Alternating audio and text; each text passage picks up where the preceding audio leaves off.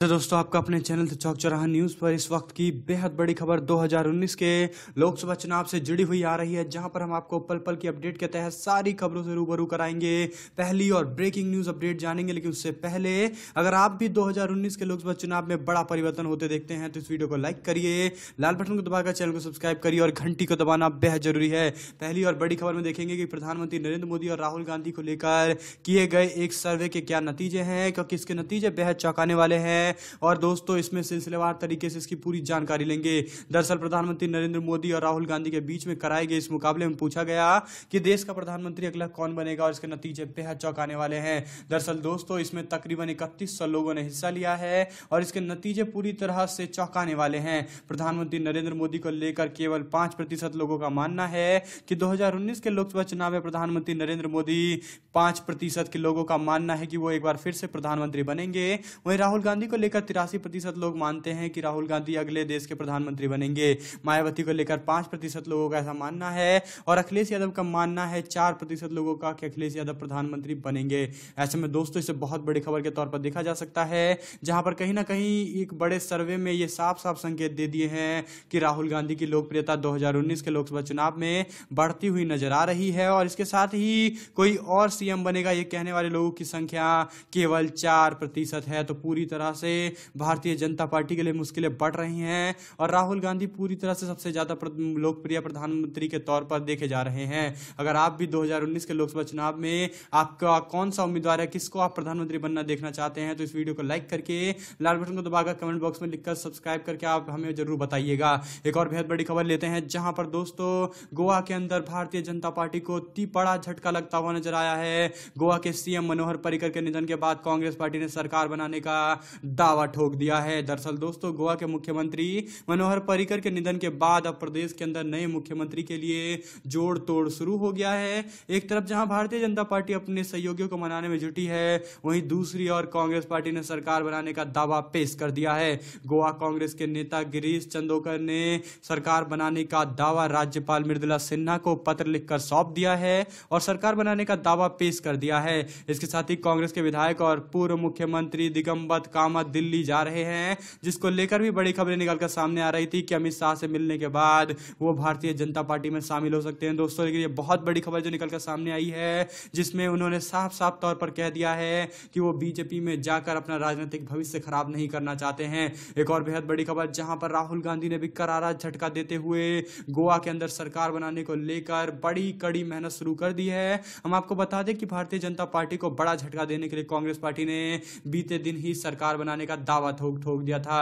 इससे पहले प्रधानमंत्री नरेंद्र मोदी और अमित शाह लगातार कोशिशें कर रहे हैं कि गोवा में उनका मुख्यमंत्री बना रहे, इसीलिए नितिन गडकरी को गोवा भेजा है ताकि वो पूरी तरह से मामले को सुलझा दे और एक मुख्यमंत्री को चुनकर आ जाए। लेकिन बीजेपी के लिए मुश्किलें बढ़ गई है, जहां पर लगभग दोस्तों 6 घंटे के लिए लगातार मीटिंगें चल रही हैं सहयोगी दल के साथ, लेकिन उसके बाद भी सीएम को लेकर कोई भी ठोस प्रमाण निकलकर नहीं आया है, ठोस बात निकलकर सामने नहीं आई है, जिसके बाद कहीं ना कहीं सीएम के पद को लेकर अब पेच फंसता हुआ भारतीय जनता पार्टी और उनके गठबंधन में नजर आ रहा है। इसके साथ ही गोवा के अंदर पर्रिकर के निधन के बाद मुख्यमंत्री के चयन के लिए बैठक बुलाई गई है और बीजेपी को बड़ा झटका दे दिया है उनके ही सहयोगी दल ने। दरअसल दोस्तों भारतीय जनता पार्टी के सहयोगी दल गोवा के अंदर गोवा फॉरवर्ड पार्टी के प्रमुख विजय सरदेसाई ने 3 विधायक और एमजीपी के 3 विधायकों ने राज्य परिवहन मंत्री सुदन धवलीकर से बात की है और उनके नेतृत्व में बैठक में हिस्सा लिया है और साफ तौर पर कह दिया है कि उनका समर्थन जो था वो पर्रिकर को था, ना कि भारतीय जनता पार्टी को। ऐसे में उन्होंने साफ तौर पर कहा है कि अब वो पूरी तरह से हर किसी से बात करने के लिए तैयार है और हर किसी से वो बात कर सकते हैं, क्योंकि उनका समर्थन केवल भाजपा को नहीं था बल्कि पर्रिकर को था। यानी दोस्तों पर्रिकर की मौत के बाद, उनके निधन के बाद अब ये बेहद बड़ी खबर के तौर पर देखा जा सकता है, जहां पर बीजेपी के लिए मुश्किलें बढ़ाता हुआ उनका सहयोगी दल गोवा फॉरवर्ड पार्टी और एमजेपी के साथ निर्दलीय नजर आ रहा है। रविवार को बैठक की गई है जिसमें तकरीबन 6 घंटे तक बातचीत चली है और कुछ भी निकलकर सामने नहीं आया है। नितिन गडकरी पहुंचे हैं गोवा और गोवा में जाकर उन्होंने मुलाकातें की है। नितिन गडकरी के आज देर रात गोवा पहुंचने की संभावनाएं थी और दोस्तों वहां पर लगातार बातचीत जारी है। ये बहुत बड़ी खबर निकलकर सामने आ रही है। हम आपको बता दें कि मनोहर पर्रिकर के निधन के बाद से अब संकट में भाजपा की सरकार आ गई है और साथियों ने दिखा दिए बागी तेवर। इससे पहले गोवा फॉरवर्ड पार्टी के नेता ने साफ साफ दो टूक कह दिया है कि उन्होंने मनोहर पर्रिकर को समर्थन किया था, भारतीय जनता पार्टी को समर्थन नहीं किया था। और उन्होंने कहा है कि वो खुले तौर पर किसी के साथ भी बात कर सकते हैं। उन्होंने कहा कि हमने अपना समर्थन पर्रिकर को दिया था, ना कि भारतीय जनता पार्टी को। अब जब पर्रिकर ही नहीं है तो हमारे लिए सभी विकल्प खुले हुए हैं। हम गांवों के अंदर स्थायी सरकार, गोवा के अंदर स्थायी सरकार चाहते हैं। हम नहीं चाहते कि गोवा की विधानसभा भंग हो जाए। हम भाजपा की विधायक दल की बैठक का इंतजार करेंगे और इसके बाद ही कोई अगला कदम उठाएंगे।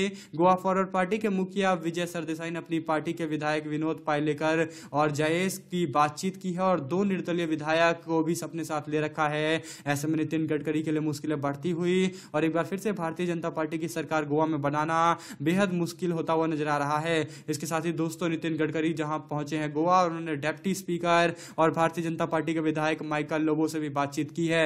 इससे जो भी खबर निकलकर सामने आएगी हम आपको पल पल की अपडेट के तहत रूबरू कराते रहेंगे। एक और बेहद बड़ी खबर लेते हैं, जहां पर प्रधानमंत्री नरेंद्र मोदी के लिए मुश्किलें बढ़ा दी है राहुल गांधी ने, और राहुल गांधी ने तीखा तंज कसा है प्रधानमंत्री नरेंद्र मोदी को लेकर। दरअसल दोस्तों, प्रधानमंत्री नरेंद्र मोदी के कैंपेन मैं भी चौकीदार को लेकर राहुल गांधी ने तीखा तंज कसा है। राहुल गांधी ने मैं भी चौकीदार अभियान पर साधा निशाना।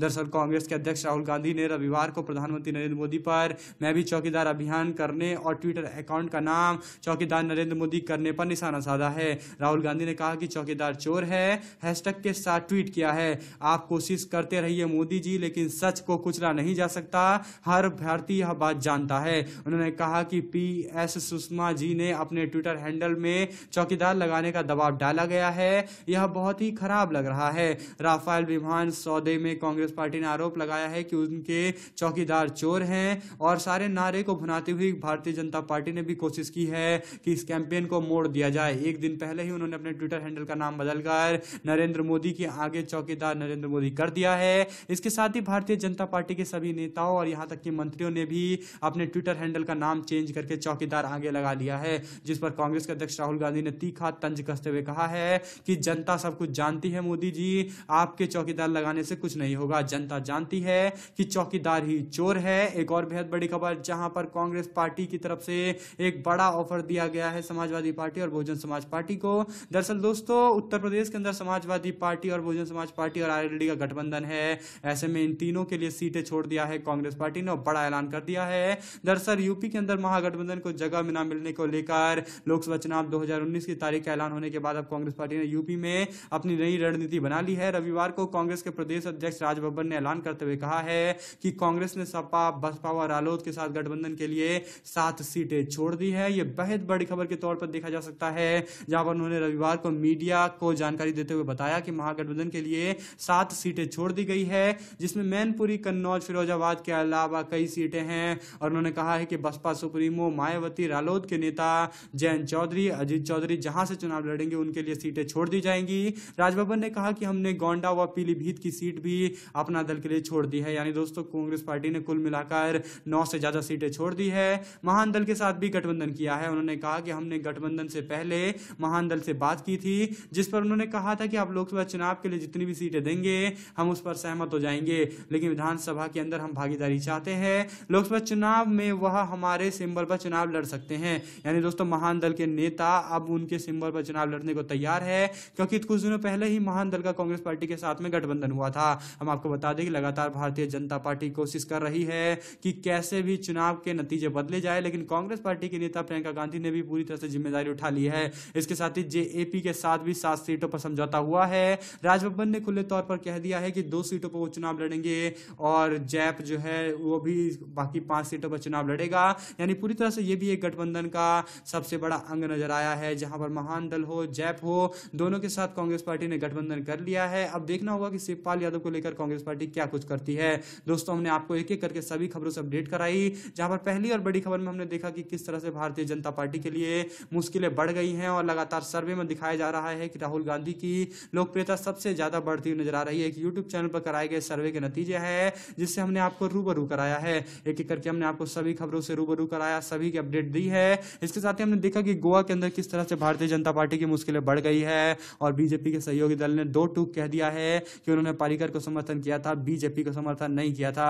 जिसके बाद भारतीय जनता पार्टी कोशिश कर रही है कि कैसे भी बीजेपी की सरकार 2019 के लोकसभा चुनाव में बनाई जाए। दोस्तों, इससे जुड़ी हुई जो भी अपडेट निकलकर सामने आएगी हम आपको पल पल की अपडेट के तहत आप तक पहुंचाते रहेंगे। जुड़े रहने के लिए सभी दोस्तों, भाइयों, बहनों, मित्रों का बहुत बहुत धन्यवाद। धन्यवाद। आप लोग देख रहे थे आपका अपना चैनल। जय हिंद, जय भारत, वंदे मातरम।